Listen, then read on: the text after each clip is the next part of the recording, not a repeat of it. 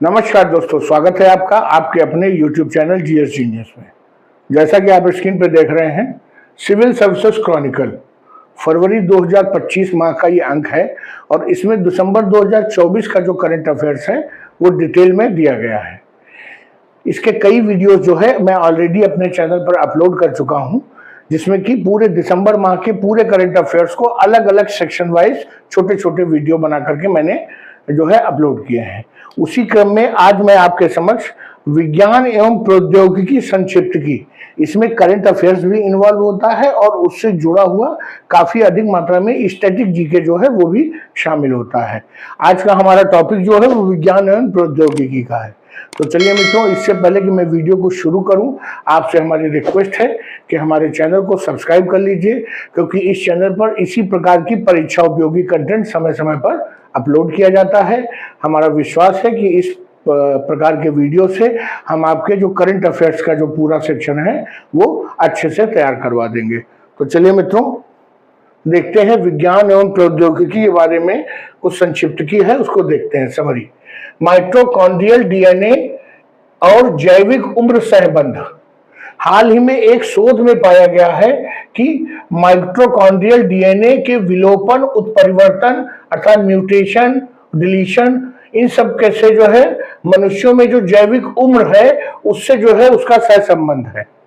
Mitochondria कोशिकाओं को ऊर्जा मुद्रा एडिनोसाइट ट्राइफॉस्फेट संश्लेषण के लिए जिम्मेदार पावर हाउस माना जाता है। और जो ये माइटोकॉन्ड्रियल डीएनए है, ये माइटोकॉन्ड्रियल फंक्शन के लिए आवश्यक प्रोटीन को केवल एक छोटे उपसमूह को इनकोड करता है। अगला टॉपिक है मार्बर्ग वायरस। 20 दिसंबर 2024 को रवांडा के स्वास्थ्य मंत्रालय ने मार्बर्ग वायरस रोग को प्रकोप की समाप्ति की घोषणा कर दी है। यह एक दुर्लभ रोग है जो वायरल डिजीज है और फिलीविरिडे परिवार से संबंधित है, और इसी फिलीविरिडे परिवार का ही एक और घातक वायरस है इबोला वायरस। ये जो मार्बर्ग वायरस है ये एक प्रकार का हेमोरेजिक फीवर होता है। हिमोरेजिक फीवर वो है जिसमें कि बहुत तेज बुखार आता है और जिसमें दिमाग की नसें फट जाती हैं और इंटरनल ब्लीडिंग होने लगती है। अत्यंत घातक है। इसकी पहली बार जो पहचान है वो 1967 में की गई थी। मार्बर्ग और फ्रैंकफर्ट शहरों तथा सर्बिया के बेलग्रेड में जो है ये वायरस पहली बार पकड़ में आया था। अगला जो प्रौद्योगिकी से रिलेटेड है, टेक्नोलॉजी से रिलेटेड, वो है अंतरिक्ष मलबे से निपटने के लिए लेजर का उपयोग करेंगे। कौन करेगा? जापान और भारत मिल करके जो है अंतरिक्ष मलबे को हटाने के लिए लेजर का उपयोग जो है करने पर उन्होंने सहमति बनाई है। इसमें जो अंतरिक्ष मलबा है अर्थात वो जो हमारे सैटेलाइट्स हैं जो अपनी उम्र पूरी कर चुके हैं और अब काम नहीं कर रहे हैं, लेकिन पृथ्वी के गुरुत्वाकर्षण के कारण वो अभी भी पृथ्वी का चक्कर लगाए पड़े हैं। और चूंकि लगातार नए नए जो सैटेलाइट हैं उनको छोड़ा जा रहा है, भारत भी काफी सैटेलाइट छोड़ता है, चीन, जापान, रूस, अमेरिका, लगभग सभी बड़े बड़े देश अपने सैटेलाइट्स को पृथ्वी की कक्षा में स्थापित करवाते हैं या करते हैं। अब इनकी संख्या अगर लगातार बढ़ती जाएगी तो आने वाले समय में कभी भी ऐसा हो सकता है कि एक सैटेलाइट दूसरी सैटेलाइट से टकरा जाए।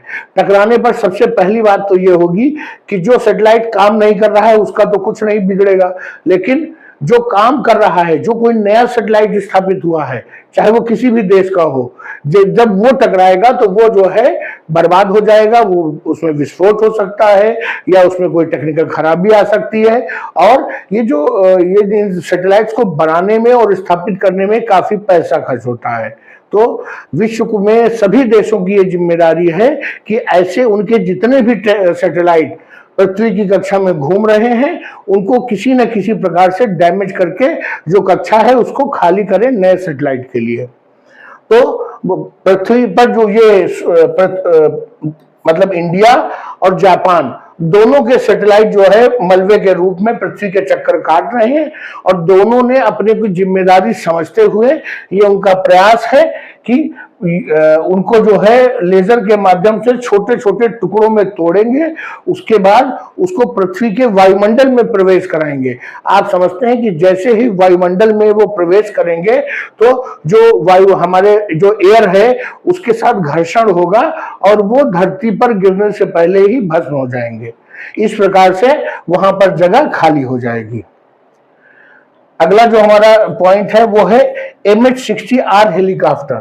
संयुक्त राज्य अमेरिका ने भारत को MH-60R सी हॉक हेलीकॉप्टर, जो अभी पिछली बार जब मोदी जी प्रधानमंत्री थे तब उन्होंने अमेरिका से खरीदा था, उसके लिए उन्नत उपकरणों की 1.17 बिलियन की बिक्री को मंजूरी दे दी है। ये जो MH-60R हेलीकॉप्टर है उसको रोमियो नाम से भी जाना जाता है। यह एक बहुमुखी हेलीकॉप्टर है, पनडुब्बी और सतह के जहाजों दोनों को निशाना बना सकता है। कहने का तात्पर्य है कि मल्टी रोल हेलीकॉप्टर है। ये जो MH-60R के टॉर्पीडो हैं वो हवा से जमीन पर मार करने वाली मिसाइल, रॉकेट और हेलफायर मिसाइलों, मार्क 54 एंटी सबमरीन टॉर्पीडो, इन सब से लेस है। अर्थात ये बहुत ही उन्नत किस्म का हेलीकॉप्टर है जो आने वाले समय में भारत की सुरक्षा के लिए एक बहुत ही मजबूत नींव का पत्थर साबित होगा। अगला पॉइंट देखते हैं AIMC प्रणाली। सड़क परिवहन और राजमार्ग मंत्रालय द्वारा राष्ट्रीय राजमार्ग परियोजनाओं को तेजी से और अधिक कुशल तरीके से पूरा करने के लिए एक स्वचालित जो आर्टिफिशियल इंटेलिजेंस से जो है प्रणालियों को अपना रहा है। इसमें क्या होता है कि वास्तविक समय का डेटा प्रदान होगा जिससे सड़क परिवहन राज्य मंत्रालय सहित सभी हितधारकों के साथ साझा किया जाएगा। और इसकी जो टेस्टिंग है वो 63 किलोमीटर के एरिया में लंबाई की सड़क में जो लखनऊ कानपुर एक्सप्रेसवे बन रहा है, जिसको नाम दिया गया है अवध एक्सप्रेसवे, वहां पर इसकी सबसे पहली टेस्टिंग होगी। अगला जो पॉइंट है वो है भारत का बढ़ता अंडर सी केबल नेटवर्क। हाल ही में इंडिया एशिया एक्सप्रेस और India Europe Express under sea cable की शुरुआत हो गई है। अंडर सी केबल और कुछ नहीं है, आपने अपने घरों में जो वाईफाई के केबल देखे हैं, पतले पतले तार, उन्हीं को आप अगर कई गुना मोटा कर दीजिए तो विभिन्न देशों के बीच में जो इंटरनेट का डाटा का आदान प्रदान होता है वो इन्हीं केबल्स के माध्यम से होता है। और ये केबल समुद्र के नीचे सतह पर पड़े होते हैं, हम और आप इनको देख नहीं पाते, लेकिन आप ये समझ लीजिए कि आपस में एक देश से दूसरे देश में डाटा और इंटरनेट के आदान प्रदान के लिए इन्हीं केबल फाइबर्स का इस्तेमाल किया जाता है। तो भारत में इसका नेटवर्क में बढ़ोतरी हुई है। एशिया और यूरोप के साथ भारत की कनेक्टिविटी का विस्तार हुआ है। देश में बढ़ते डेटा उपयोग डिजिटल महत्वाकांक्षाओं को दर्शाता है। आने वाला समय सूचना का युग है और सूचना के युग के लिए जरूरी है कि हम भी बेहतर तकनीक का उपयोग करें और सूचनाओं के त्वरित आदान प्रदान में सहायता होगी। इंटरनेट और दूरसंचार को वैश्विक स्तर पर देशों को जोड़ने के लिए समुद्र तल पर बिछाई गई फाइबर ऑप्टिक केबल बिछाई जाती हैं। ये विश्व में जो डिजिटल बुनियादी ढांचा है उसकी रीढ़ है। अगला पॉइंट देखते हैं PSLV C59। 5 दिसंबर 2024 को न्यू स्पेस इंडिया लिमिटेड के एक समर्पित वाणिज्यिक मिशन के रूप में प्रोबा 3 अंतरिक्ष यान को श्रीहरिकोटा के PSLV C59 यान से अंतरिक्ष में स्थापित किया गया। ये प्रोबा 3 क्या है? ये यूरोपियन अंतरिक्ष एजेंसी का एक कक्षीय प्रदर्शन मिशन है। इस मिशन का लक्ष्य सटीक जो है उड़ान का प्रदर्शन करना है। तो अगला देखते हैं मरणोपरांत प्रजनन। दिल्ली उच्च न्यायालय ने एक अस्पताल में एक मृत व्यक्ति के जो संरक्षित शुक्राणु हैं उनसे उनकी विधवा को जो है बच्चा पैदा करने की अनुमति प्रदान की है। मरणोपरांत प्रजनन एक ऐसी प्रक्रिया है जो माता पिता की मृत्यु के बाद आनुवंशिक संतान पैदा करने में सहायक होगी। इसका उद्देश्य बांझपन से पीड़ित जोड़ों या कृत्रिम तरीके से जो बच्चा IVF के जरिए पैदा किए जाते हैं उनको जो है ये सहायता प्रदान करेगा। अगला पॉइंट देखते हैं सिंथेटिक मिरर बैक्टीरिया। हाल ही में विशेषज्ञों के एक अंतरराष्ट्रीय समूह ने मिरर बैक्टीरिया पृथ्वी पर जीवन के लिए अभूतपूर्व जोखिम उत्पन्न करते हैं। ये मिरर बैक्टीरिया क्या है? तो मिरर बैक्टीरिया प्रकृति में पाए जाने वाले बैक्टीरिया की जो है प्रयोगशाला में बनाई गई एक कॉपी है। ये घातक संक्रमण का कारण बन सकते हैं। वास्तव में इनका जो उपयोग किया जाता है वो दवाओं के विकास में और पर्यावरण आदि के उपचार में किया जाता है, लेकिन अगर ये नियंत्रित न किया गया तो ये एक रियल बैक्टीरिया की तरह काम करेंगे और कोई भी घातक बीमारी फैला सकते हैं। ये बहुत इंपॉर्टेंट है। अगला पॉइंट, भारत जिन। भारत का प्रथम सरकारी वित्त पोषित बहुभाषी लार्ज लैंग्वेज मॉडल है, अर्थात ये एआई बेस्ड जो है ये एक टूल है। यह विदेशी प्रौद्योगिकी पर निर्भरता कम करता है। स्टार्टअप्स, उद्योगों, सरकारी एजेंसियों के लिए घरेलू एआई पारिस्थितिकी तंत्र को मजबूत करता है। भारत जन ने प्राथमिकी डाटा संग्रह पर ध्यान केंद्रित करते हुए भारत डेटा सागर नाम की एक पहल शुरू की है।